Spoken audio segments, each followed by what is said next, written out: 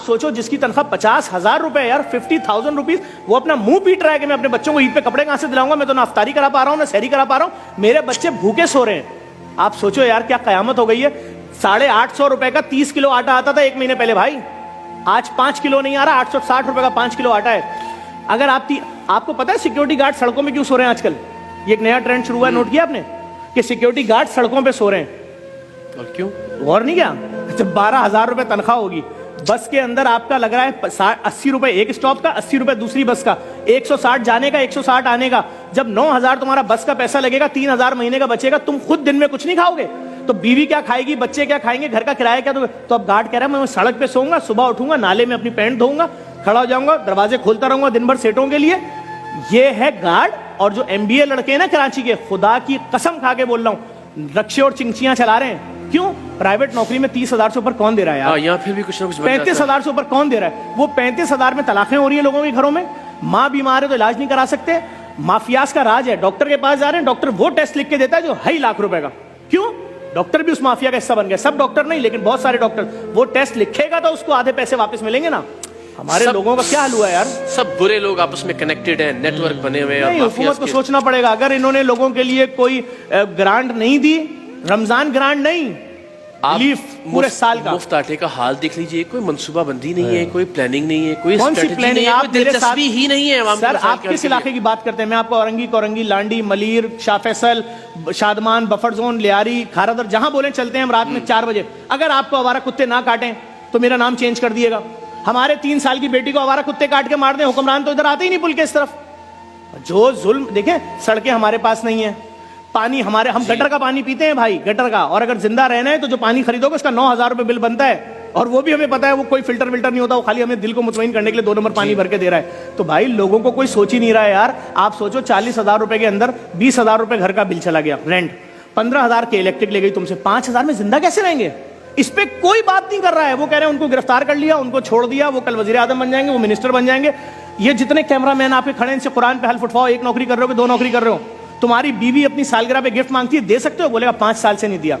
तो अपनी माँ को दवाई दे सकते हो? करेगा हाँ मेरी माँ की शुगर की दवाई 1,300 रुपए की आती थी 2 साल पहले, आज वो दवाई 7,000 की। मैंने कहा अम्मी मर जाओ, खुदा से जाके शिकायत करना कि मैंने वो बच्चा जिसको पेट में पाला था ना, 9 महीने पेट में रखा, चलना सिखाया, पढ़ना सिखाया, और जब वो माँ मर रही है यार, 40,000 की खबर, 15,000 की मैयत। बस अभी कल पोस्ट चल रही थी एक प्राइवेट अस्पताल की कि एक शख्स की माँ की मैयत नहीं दे रहे, कहने 7 लाख दोगे तो मैयत मिलेगी। वो बच्चा क्या खुदकुशी नहीं करेगा कि जिस माँ ने मुझे पैदा किया था आज उसकी लाश सड़ रही है डब्बे के अंदर, मेरे पास 7 लाख रुपए नहीं है? 7 लाख रुपए बेरोजगार आदमी के लिए 7 अरब रुपए से बड़ी रकम है जी। आप बैठो दस्तरखानों पे, जो लोग बोलते थे ना दस्तरखान बंद करो, मैं उनसे बोल रहा हूं खुदा के अजाब से डरो। तुम्हारा पेट भरा हुआ है, तुम्हारे बच्चे खाना खा के सो रहे हैं। अभी 2 महीने की बेटी रोए और बीवी बोले तेरी बेटी भूख से रो रही है, मैं नहीं सह सकूंगा, मैं लटक जाऊंगा। तो मेरी बेटी, यार मैं तो टीवी पे ऐड देख रहा हूं, ये महंगी लॉन, ये महंगे कपड़े, ये महंगा रेस्टोरेंट, ये महंगा खाना, ये खाने का सेगमेंट, खाने ही नहीं है, सिर्फ भूख भूख भूख भूख। लोगों के पास दफनाने के पैसे नहीं है, बात ही खत्म हो गई। खुदा की कसम खा के कह रहा हूं, मेरे ऑफिस में लड़का आया, यंग लड़का आया, उसने आके ऑफिस में पता क्या बोला? उसने बोला कि सिर्फ 25,000 रुपए दे दे, मैं झूठ नहीं बोल रहा, मेरे बेटे की मैयत 3 दिन से रखी, दफनाने के पैसे नहीं, मैं किसी से बोल नहीं सकता। मैंने कहा झूठ बोल रहा है, ऐसा हो नहीं सकता।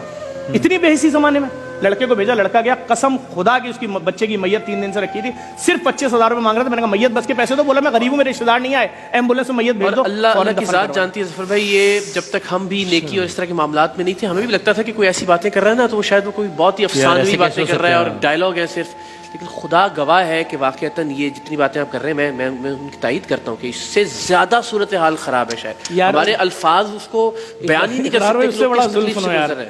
जो बड़े बड़े सेठ हैं जिनकी पूरी दुनिया में कारोबार है, उनके ऑफिस से फोन आता है कि यार जफर आ जाओ, हम तुम्हारे डायलिसिस वाले प्रोजेक्ट में डोनेशन देंगे, लैब में देंगे, मुर्दा खाने में। मैं जाता हूँ उनके ऑफिस, 2-2 घंटे बैठाते हैं, पूरे स्टाफ से मिलवाते हैं, सब कुछ करवाते हैं, अरबों रुपए जो कमा रहे, खरबों रुपए।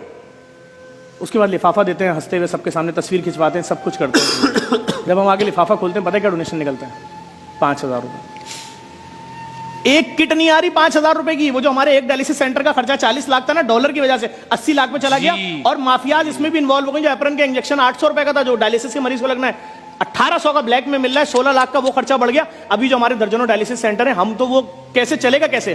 क्योंकि हर जगह माफिया है। अभी आप समझें, आप क्या समझ रहे हैं सिर्फ फकीर माफिया थी?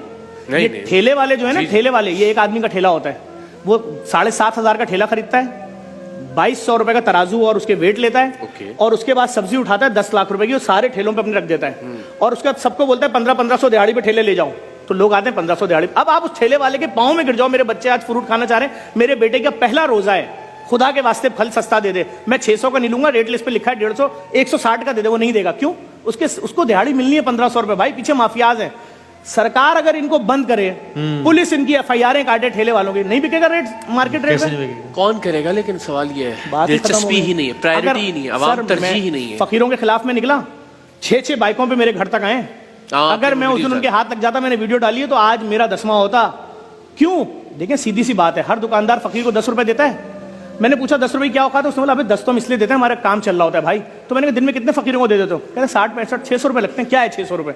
मैंने कहा डन। अब सुनिए, कराची में 6.5 लाख दुकानें हैं, 10 रुपए के हिसाब से अगर आप 60 फकीरों को दिन में दे रहे हैं, तो दिन का आपने 600 दिया, महीने का 18,000 दिया, 1 लाख दुकानदारों को पता है कितने बने पैसे? 32 अरब 40 करोड़ रुपए ढोंगी फकीर लेकर जा रहा है। और अगर इसको 20,000 से तकसीम करें अच्छे राशन से, तो 16 लाख खानदानों के घरों में राशन जाएगा। और अगर साल पे तकसीम कर दें, साल पे, तो 1,32,000 खानदानों को डेली राशन जाएगा।